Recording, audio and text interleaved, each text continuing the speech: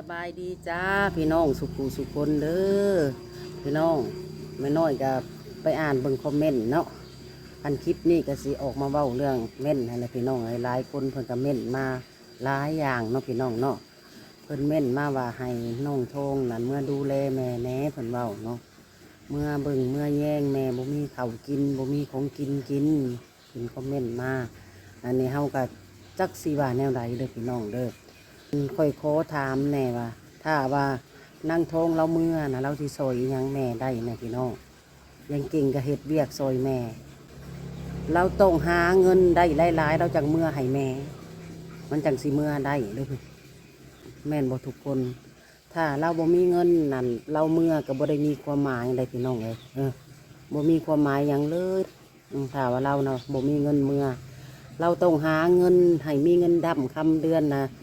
มีแล้วเงินเดือนออกแล้วก็เมื่อยามแม่ซื้อของเมื่อฝากซื้อนั่นซื้อนี่เอาเงินไว้ให้แม่ใช้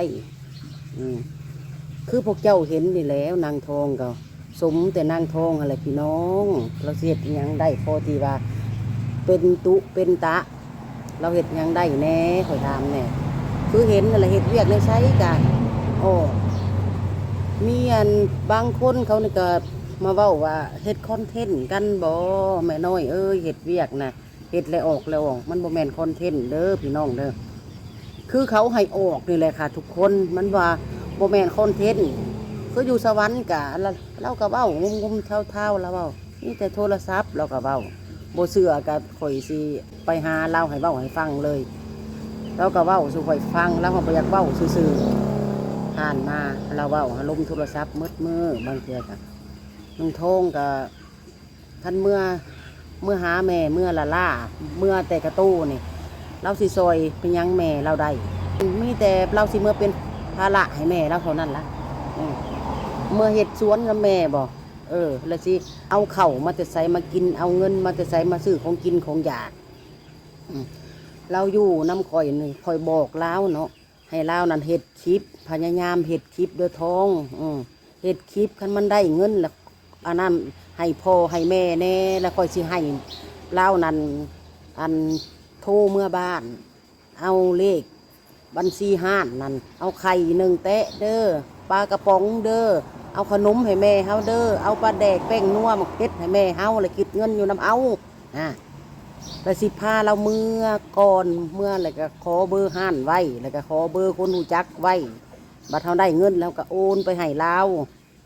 เข้าใจบอกความหมายนั่นใครนางทองเมื่อเบิ่งแม่เนี่ยนางทองสิเอาเงินมาแต่ใส่เมื่อคอยเองกับพ่อแต่ซ้ำนี่แหละคอยกับทูไทยอยู่ได้สักนี่สินเขาก็มีคือกันลูกเขาก็หำก็เฮียนอยู่คอยกับบุมีเงินให้เราคือกันได้พี่น้องเราอยู่นี่กับเราพอใจอยู่พวกแม่นคอยสิให้เราอยู่เฮ็ดเวียกเฮ็ดงานเป็นคนใส่คอยคือคือเพิ่นคอมเมนต์มานะพี่น้องเรามีหม่องพักหม่องเศร้าหม่องซุปหัวนอนคือว่าแหละความกินความอยากเฮาก็บ่ได้ให้อึดให้หิวเฮาเลี้ยงมาแต่น้อยจนเท่าใหญ่แล้วสิให้เฮานี่ให้เงินดำคำเดือนบ่จ้ะทุกคนคิดมึงดูข่อยหันเฮือนข่อยนั่นเวียกบ่ได้หลายขนาดนั้นได้แล้วเด้อก็ขึ้นเฮือนไปได้น่ะล้างถ้วยล้างบ้วงล้างของน้ำปัดเฮือนปัดซานก็หมดแล้วก็เฮ็ดของกินของอยากเฮ็ดของกินก็ข่อยเฮ็ดบางเถื่อนะล้างพักล้างมีซอยข่อยอันยังคันมันได้ข่อยอยากฝึกเราเฮ็ดข่อยก็ให้เราเฮ็ดแนะนำเราบอกเราสอนเราว่าเฮ็ดแบบนั้นแบบนี้เด้อสุดแต่ข่อยสอนสุดแต่ข่อยบอกได้พี่น้องไอ้คนสุดแต่เฮาบอกเขาอยากให้มีอนาคตที่ดีไปหาเฮ็ดเวียกเฮ็ดงานให้อดให้ทนไปโรงงานดีโดก็ยังบ่ได้อดบ่ได้ทนคือเบิ่งหั่นแหละก็บ่ติเรามันฮ้อนเราเว้าเฮาก็แล้วแต่คันซั่นกะคันเฮาสิหายเราก็มีแต่เราเว้าคำหนึ่งมันฮ้อนแห้งน้ำตาสิไหลแหละข่อยก็เลยบ่ฮู้แนวสิเว้าพี่น้องข่อยเว้ามันยังหลายก็น้ำตาเรานี่มันคอเบ้าออกมาใส่ข่อยเลยแบบส่งแววตาว่าข่อยเฮ็ดเวียกอยู่ที่นี่ข่อยทุกข์ใจนะข่อยทุกข์แห้งข่อยฮ้อนแห้งข่อยบ่อยากเฮ็ดนะข่อยเบิ่งแววตาเรานะพี่น้องข่อยคิดว่าคันเราเมื่อนั้นเราก็เมื่อเป็นภาระซื่อๆเราเมื่อบ่มีเงินมีคำเมื่อกันเราก็ต้องมีเงินให้แม่ซื้อของกินของอยากให้แม่เราต้องเฮ็ดเวียกเฮ็ดงานเราก็ต้องหาเงินก่อนเราจังสิเมื่อได้มีเงินเมื่อเราจังเมื่อได้เด้อพี่น้องเด้อ อยู่ร่วมข่อยถามว่าข่อยให้เงินเดือนบ่ข่อยบ่ให้ได้ข่อยเลี้ยงมาแต่น้อยจนเฒ่าใหญ่เลยอยากอยู่ก็อยู่คันบ่อยากอยู่ก็ไปหาเฮ็ดเวียกก็บอกกันเด้สุดจะข่อยบอกได้พี่น้องบ่แม่นว่าข่อยมาดึงว่าอย่างซั่นจังซี่ได้เพิ่นคอมเมนต์มาหลายข่อยก็เข้าใจแม่เรานั่นคือเห็นน่ะแล้วข่อยก็เห็นข่อยก็เคยเห็นแล้ว2-3เทื่อแล้วไปบ้านเรานั่นข่อยเห็นสภาพแม่สภาพครอบครัวเราแล้วแนวนั้นไผห้ามเราก็บ่อยู่คือคันแม่เรานั่นเพื่อนนั่นเราบ่อยากอยู่เราอยากไปเฮ็ดอยู่หมู่นั่นอยู่นี่ไปพี่ประสบภาษาเราขึ้นถ้าว่านางทองมีเวียกเฮ็ดงานทำสิ้นเดือนมาเนาะเมื่อยามแม่ก็โอเคค่อยบอกเด้นี่เด้ก็เฮ็ดถ่ายคลิปลงช่องลูกข่อยแล้วมันเป็นอีหยังเพิ่นคอมเมนต์ว่าโอ้นางอันใหญ่น้อยคิดได้จังได๋ให้มาลงช่องลูกเจ้าคันสิเปิดใหม่นะมันใช้เวลาโดนเราสิบ่ได้เงินเลยถ้าว่าอันยังทายแล้วเฮาลงช่องอันลูกข่อยโลดนั่นเดือนหน้าแล้วเฮาได้เงินโลดถ้าว่าวิวเราดีเข้าใจและความหมายข่อยน่ะต้องได้ตัดต่อเด้อพี่น้องเด้อต้องมีแอปตัดต่อโทรศัพท์แล้วนะโหลดมาบ่ได้แล้วก็ต้องมีอีเมลก็ต้องรู้จักว่าอันนั้นมันอ่านว่าหยังมันอีหยังเฮาจังสิลงคลิปได้เด้อพี่น้องเฮาก็ต้องได้สอนลาเราเรียนฮอดห้องป .5 เราอ่านพอปูปลาซื่อๆเราก็อ่านออกอยู่ได้บ่แม่นเราอ่านได้อยู่ภาษาไทยกะคำว่าเมื่อหาแม่เมื่อละเสียดอีหยังเมื่อนั่งอยู่บ่เมื่ออะไรข่อยอยากให้เรานะเป็นใจนั่นหาเงินไปเฮ็ดเวียกนั่นบ่ได้ก็เฮ็ดคลิปนี่นะข่อยบอกเราแต่เราบ่ได้ตั้งใจเลยคันเว้าให้เฮ็ดคลิปนี่คันถ่ายอยู่น้ำข่อยนะได้อยู่คันให้เราเฮ็ดเองส่วนตัวหั่นนะบ่ได้ดอกพี่น้องนัดมาฮอดแล้วข่อยสิให้เราโหลดอันนั้นแอปนั่นแอปนี่นะในเขาโทรศัพท์เราซื้อโทรศัพท์ให้บางนั่นนะค่อยคิดว่าค่อยใช้เรานะเฮ็ดซ่องนั่นแหละคันหู้ว่าเราเอามาเล่นเกมเสร็จกับหมู่กับครูบ่ซื้อซ้ำพาเงินให้แม่เราแล้วเงินเดือนเพิ่นนะได้ซื้อโทรศัพท์หมดนี่นะเงินเดือนเรานะเราอยู่ห่วมข่อยก็บ่ได้มีเงินเดือนให้กินนะเขาก็บอกกันเลยคันอยากหาเงินแล้วก็ไปโชคหาเวียกหางานค่อยโชคให้มันลายเวียกเลยเด้โชคในใจก็สิออกเงินเดือนออกปุ๊บก็บอกค่อยพาเฮาเมื่อบ้านในเด้อแม่น้อยอันเฮาอยากเมื่อยามแม่เฮาซื้อซีนแทงอันน่ะซื้อข้าวต้มข้าวนมมาฝากน้องมาหาแม่ไผสิว่าหยังเรื่องมนุษย์เฮานี่เด้อแม่นั่นคือพระอยู่ในบ้านพ่อแม่นะพี่น้องคอยแห้งสอนให้ฮู้จักบุญคุณอีพ่ออีแม่ยกไว้อยู่เหนือหัวพวกแนวนั้นนะพี่น้อง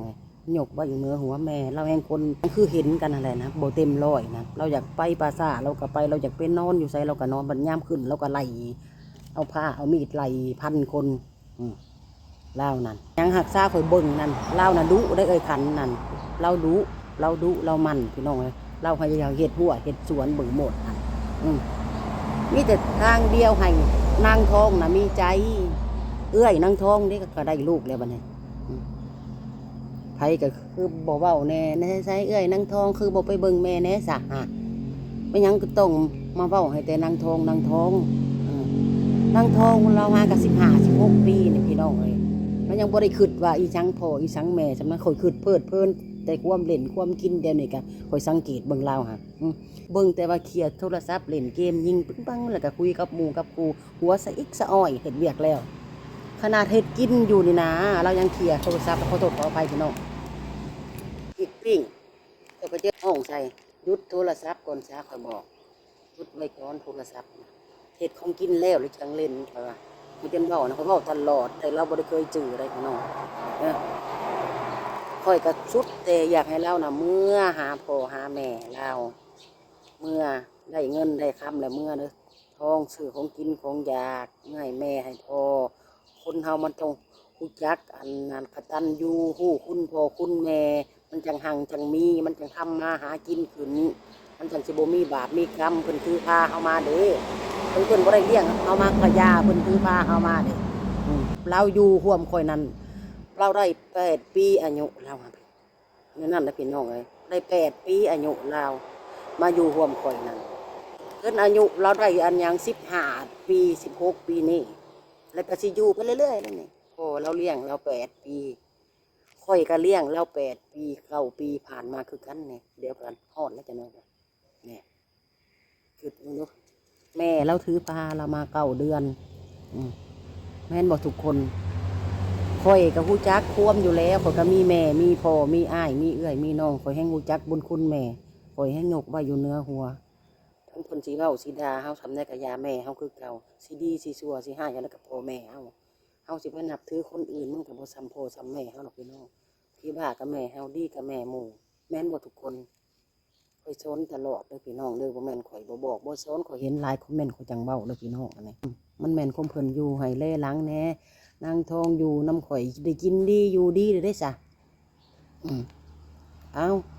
ข่อยได้กินซีนเราก็ได้กินซีนข่อยได้กินปลาเราก็ได้กินปลาพี่น้องได้กินหยังเราก็ได้กินน้ำข่อยหมดทุกอันพันแนวบ่ได้เคยว่าบ่ต้องกินเด้อทองมึง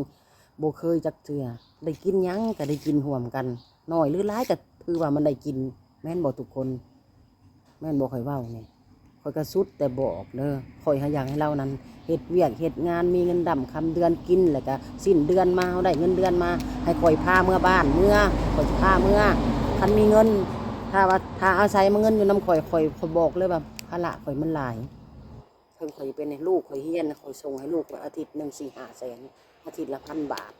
ข่อยจะเอาเงินมาจะใช้กระดัดกระเดือข่อยกับบริเหตุอีหยังถ้า YouTube กับวิวข่อยก็น้อยเดียวนึงเงินเดือนข่อย200 ปลาย200 100 ปลายนึงแล้วข่อยจะเอาแต่ใช้มากินใส่นี่สินข่อยได้พี่น้องแม่นว่าทุกคนผมเห็นข่อยสิมาขีดเนี้ยวขีดติ๊กขีดละเล็กน้อยคันข่อยมีนะเงินเดือนข่อย500 เหรียญ1,000 เหรียญข่อยพาเราเมื่อแล้วพี่น้องเลยอันนี้เงินเดือนข่อย100 ปลายเหรียญนี่เดือนนี่ข่อยก็ได้200 ปลายหน่อยนึงเดือนนี้แห้งกระเต็กนี่วิวข่อยนั่นมันบ่ได้ฮอดอันพันมีแต่1,000 ปลายมือหนึ่งขึ้น3 เหรียญ4 เหรียญให้ข่อยสิเอาเงินมันจะใช้มาให้ลาบรรลุข่อยเฮียนได้ซะแล้วผัวข่อยก็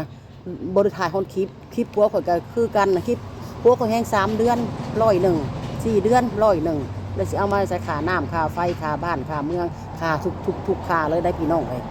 เห็นว่าเฮากินเฮาซุ่มเฮาแซวน่ะคือน้องคือนุ่งคือลูกหลานมานี่ก็คือในกันนี่ลูกหลานเท่าเตอร์อันยังเท่าอลังเท่าสุภาพเท่ายังกาหน้ามาเขาก็ออกเงินกันคนละ10ละ20ซื้อมากินข่อยก็เป็นน้ำเป็นไฟเป็นถ่านให้เขาเป็นจอกเป็นแก้วให้เขาเพราะว่าเขาจะชุ่มเลยเนาะเพิ่นคอมเมนต์มาอีอ่างมันได้เงินชุ่มเลยเนาะโอ้ยเนาะเห็นว่าเขาซุ่มกันกับเขากับหารกันคนละ10ละ20,000กีบพี่น้องคนละ50,000หลายสุดโอกแล้วสำนักแล้วนั่นได้ทุกคนเลยมาถาใช้ของข่อยนะข่อยใช้แล้วถ่ายคลิปลงส่งข่อยแล้วมันเป็นอย่างข่อยถามลงส่งลูกข่อยแล้วมันเป็นอย่างมันได้เงินไวมันเข่าไวกับรีบลงเลยสิไปเปิดช่องใหม่เด้อให้นางทองเด้อเพื่อสิมีผู้เข้ามาติดตามมีผู้มาเบิ่งกับมันก็บ่ได้แม่นของง่ายนางทองกับมันก็เราก็มีคนหักมีคนสั่งไผแน่โลกมนุษย์เฮานี่ดีสำใดเฮาดีสำใดกับยังผู้เขาสั่งเขาเบิ่งเฮาในแง่ที่บ่ดีแล้วนั่นซะคือข่อยเว้าแล้วนี่ผู้เขาสั่งข่อยเขาก็เว้าข่อยในแง่ที่ว่าโอ้ยลบแล้วเขามองเฮาอยู่ในแง่ลบไปเลยได้พี่น้องเอ้ยทั้งที่เฮาใส่เหตุผลเฮาเว้าเหตุผลสู่ฟังนะว่ามันเป็นแนวนั้นมันมาทางสั้นเหตุผลเฮาก็คือข่อยใส่เหตุผลทางเรื่องราวที่ว่าเพิ่นคอมเมนต์มาหลายหั่นแหละเฮาก็บ่ตีเพิ่นดอกเฮาก็เข้าใจเฮาก็เฮาฮู้เขาอยากให้เมื่ออยู่ปัญหาว่านี่เงินค่ะเงินมันต้องมีเงินต้องใช้เงินขนาดค่ารถ100,000ปลาย200,000เลยค่ะรถบัตรไปกับ3-4 แสนเราเมื่อคนเดียวเราก็บ่กล้าเมื่อเองแล้วก็ต้องให้คนพาเมื่ออีกมันมันก็ต้องลักล้านก็ยังว่าเพื่อซื้อของกินของอยากเรือมาอยู่น้อยหนึ่งอยู่ดอกแล้วนั่นได้พี่น้องเลยซื้อข้าวให้ลาวซื้อข้าวซื้อน้ำซื้อไข่ซื้อปลากระป๋องซื้อไว้หลายเราก็หักษายังโบได้แม่เราก็ปัญหาว่าเราใส่เงินน่ะเราใส่ที่เป็นบ่แม่เราก็มาเล่าเรื่องที่ว่าคนคอมเมนต์มาหลายนี่แหละพี่น้องเอ้ยให้นางทองเมื่อเบิ่งแม่แน่เพิ่นเว้าเนาะเรื่องนี้สู่ฟังชี้แจงอธิบายให้เข้าใจการ เมื่อบ้านมันต้องได้ใช้เงินถามปัญหานางทงเฮ็ดหยังเฮ็ดแต่เวียกเฮือนซื่อๆลูกมาก็เฮ็ดพอได้กินได้หย่ำในเฮือนนี่แหละก็สิมีหยังแล้วเด้น่ะเด้บ่ได้มีหยังเงียบสงัดอยู่คงอยู่เฮือนกัน3 คนมันก็บ่ได้มีอีหยังหมดเลยเด้เวียกไม่ได้ซักเครื่องแล้วถ้าซักเครื่องก็เอาลงเครื่องซักผ้าเขาบ่ได้ให้ทุกข์ให้ยากให้ซักหมอกซักมือนั่นน่ะมันก็สบายอยู่แล้วล้างน้ำกับข้าวเดียวนึงแล้วก็แล้วแนวนั้นพี่น้องคลิปนี้ก็สิได้ลาเด้อพี่น้องเด้อคลิปนี้เด้อลาไปก่อนจ้าผิดพลาดนั่นก็ขอโทษขออภัยนำเด้อจ้าลาไปก่อนจ้า FC ทุกคนพ่อกันคลิปใหม่เด้อ